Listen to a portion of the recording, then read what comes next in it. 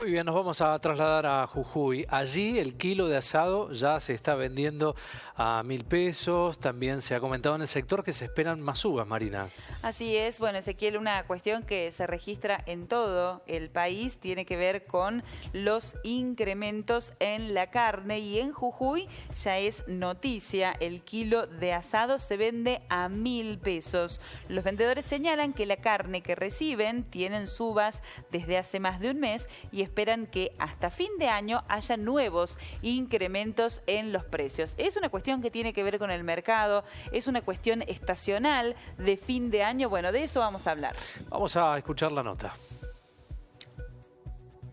Sí, en algún lugar ya están vendiendo a 1.200 ahora en este tiempo, pero a fin de año más que seguro que llegan 1.300, 1.200, pero el asunto es quién lo va a pagar. ¿Sí? Acá vienen, por ejemplo, preguntan el precio y se van. La gente tiende a buscar precios también porque todo sube. Sí, ya no le importa, a la gente ya no le importa la calidad, nada, cosas que le importa el precio, eso es lo que le importa.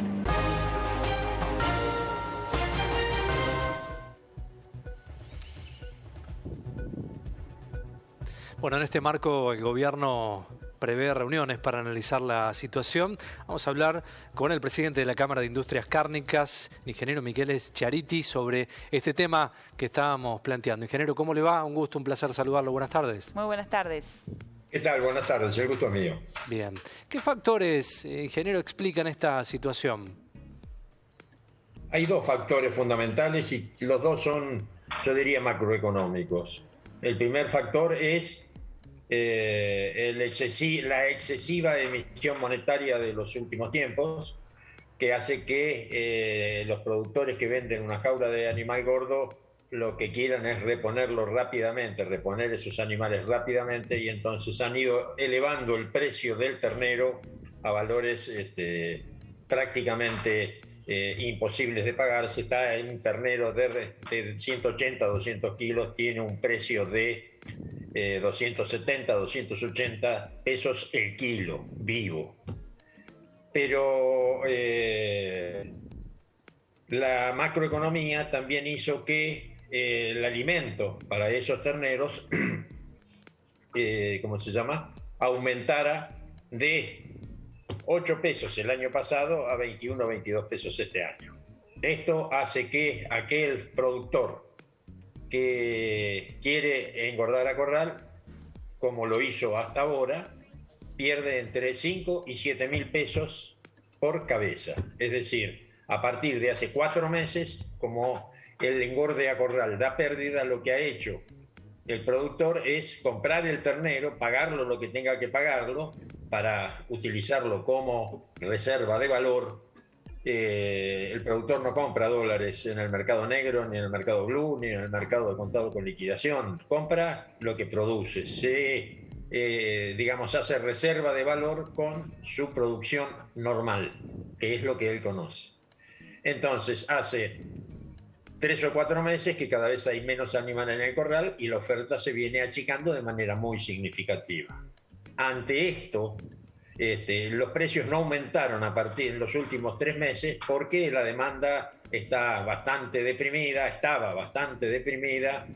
y no había posibilidad de aumentar precios porque no se vendía.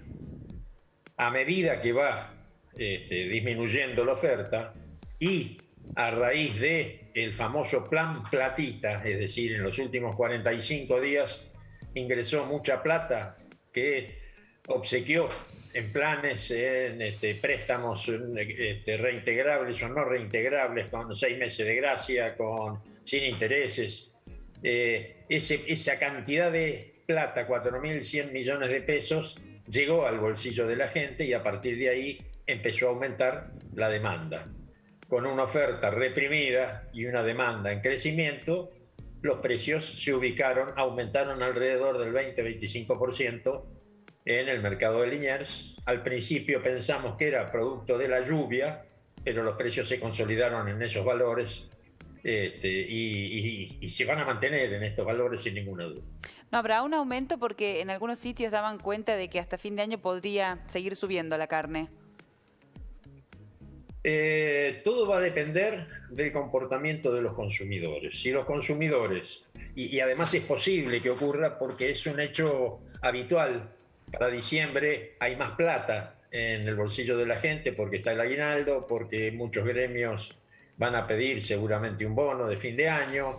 Hay un montón de elementos que hacen que haya mayor circulante en el bolsillo de la gente. Y para las fiestas la gente podrá no irse de vacaciones porque no le alcanza, pero sin ninguna duda quiere reunirse en una mesa familiar y darse el gusto de comer un buen asado. La incidencia de un contexto inflacionario, Miguel, atenta sobre también esta situación que estábamos comentando, ¿no? Sí, sin ninguna duda. Este aumento de precios lo único que hace es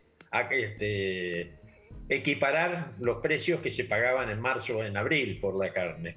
Recordemos que hubo un aumento inflacionario de 3% mensual y si tomamos 5 meses es el 15%, que es lo que aumentó en un par de días en el mercado de Liniers, y esto seguramente se va a trasladar a los mostradores. O ya se está trasladando, como ustedes anunciaban, de lo que pasa en Jujuy, pero en el resto del país está pasando más o menos lo mismo.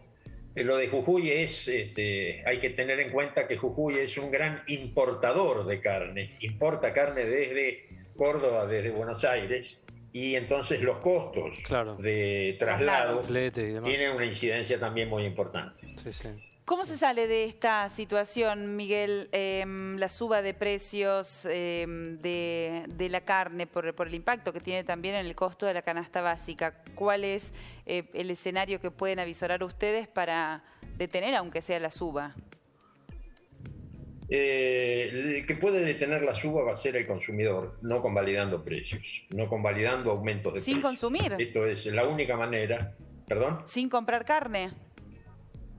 Comprar menos o no comprar, o no comprar carne vacuna. Hay mucha preocupación por el tema de la carne vacuna, porque es algo que los argentinos somos realmente muy afectos, pero el consumo de carne vacuna viene cayendo desde hace, yo diría, unos 6-7 años, de manera significativa, en detrimento de, o siendo reemplazada por carne de pollo y por carne de cerdo. Los argentinos comemos muy buena cantidad de proteína animal, comemos alrededor de 117 kilos de proteína animal por año.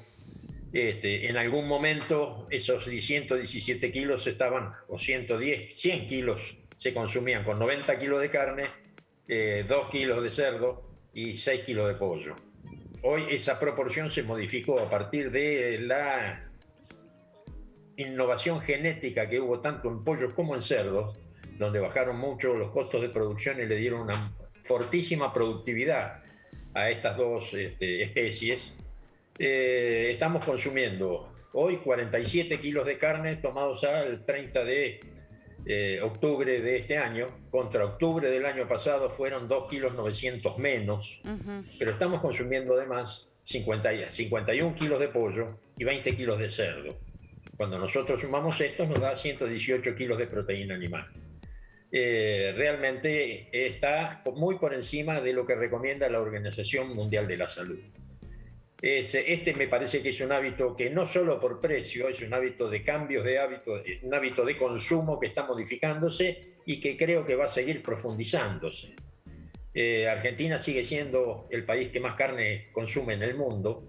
Y para que tengan una idea, en Europa se consumen 20 kilos de carne vacuna, y en Estados Unidos, que es un país muy carnicero, se consumen 35 kilos de carne vacuna.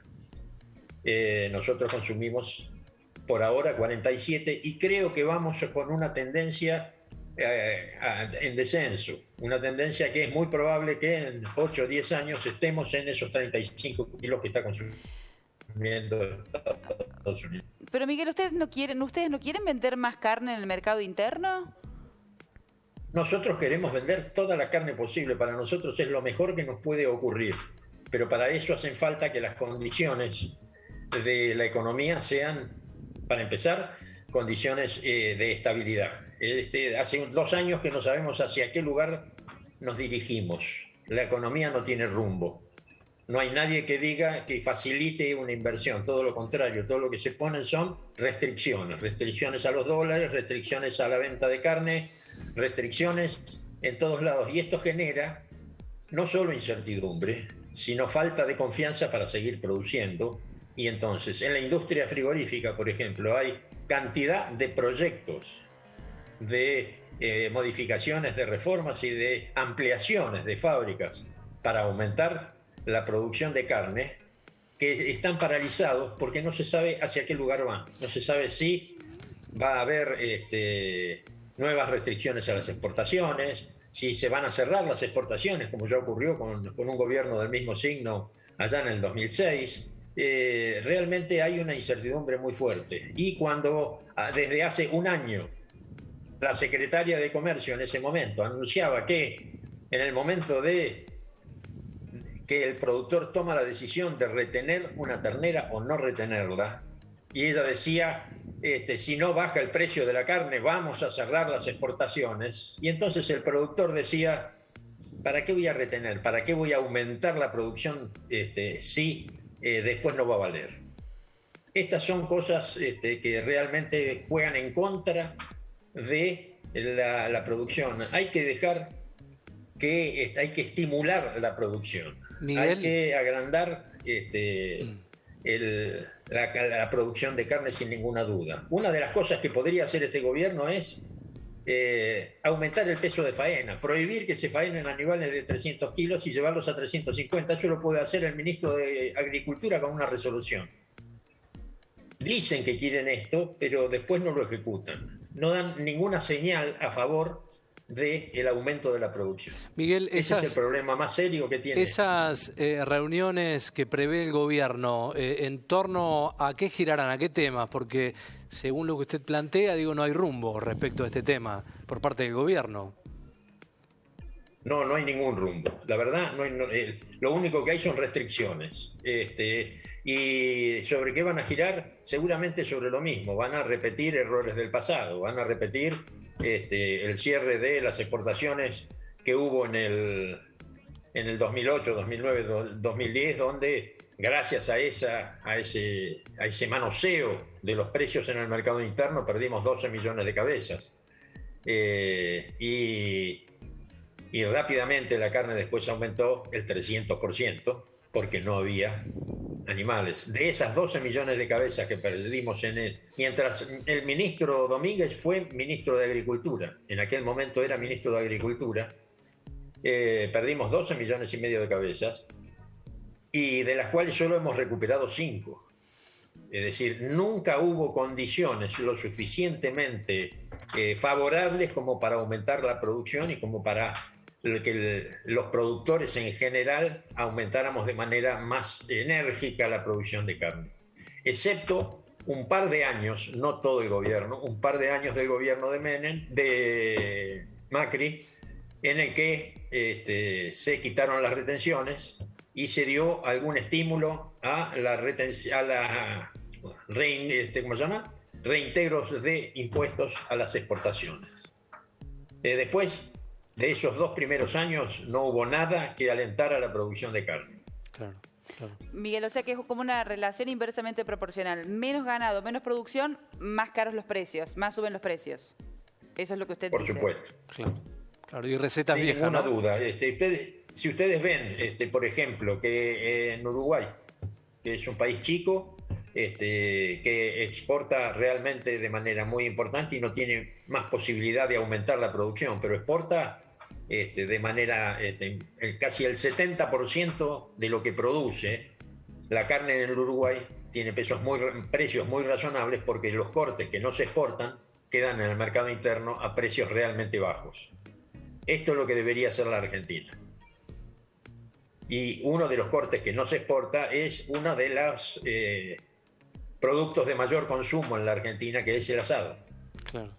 Entonces, me parece que si aumentáramos la producción, yo quiero hacer una cuenta para que quede muy claro, si los argentinos produjéramos con el mismo stock una res 50 kilos más cara, como el promedio histórico de faena en la Argentina es de 12 millones de cabezas, produciríamos 600.000 toneladas más de carne. En lugar de producir 3 millones 200, como produjimos estos últimos años, produciríamos 3.800.000 toneladas de carne. Con eso habría carne para aumentar las exportaciones, traer más divisas, y carne para el consumo interno en mayor cantidad. ¿Y por qué no se puede vender una res con 50 kilos más? ¿Por qué ese tope de 300? ¿Tiene que ver con la calidad de la carne? ¿A qué responde? No es necesariamente eso. Eso es, se hace de esta manera para que el ciclo sea más corto y tenga mayor rentabilidad el productor. Entonces el ciclo es más corto, el retorno llega antes. En realidad hay que intentar aumentar el peso de faena, hay que aumentar el peso de faena si queremos que esto se genere. Y para esto también sería muy bueno que hubiera algún incentivo por parte del Estado. Bueno, pero en esto tampoco los escuchan, Miguel, porque aumentar el peso de faena, usted decía, es una decisión que hay que tomarla rápido. Exacto, y se tomó en algún momento. Y se tomó. En algún momento había libertad para vender lo que hace 10 años o 15 años atrás se llamaba el ternero bolita, y se faenaban animales de 230, 240 kilos, y se llevó la restricción a 300 kilos. Y se hizo. Y yo creo que habría que llevarlo lentamente a los 400 kilos para tener un animal que es un animal que los argentinos consumimos con mucho gusto, un novillito de 400 kilos, tiene la mejor calidad, o puede llegar a tener la mejor calidad, y con un rendimiento en el gancho de buena proporción, cercano al 58-60% de rendimiento en el gancho. Bien, bueno, temas que quedan para seguir hablando. Miguel, gracias por el tiempo, como siempre. No, es un gusto para mí. Buenas tardes. Chao, hasta cualquier momento.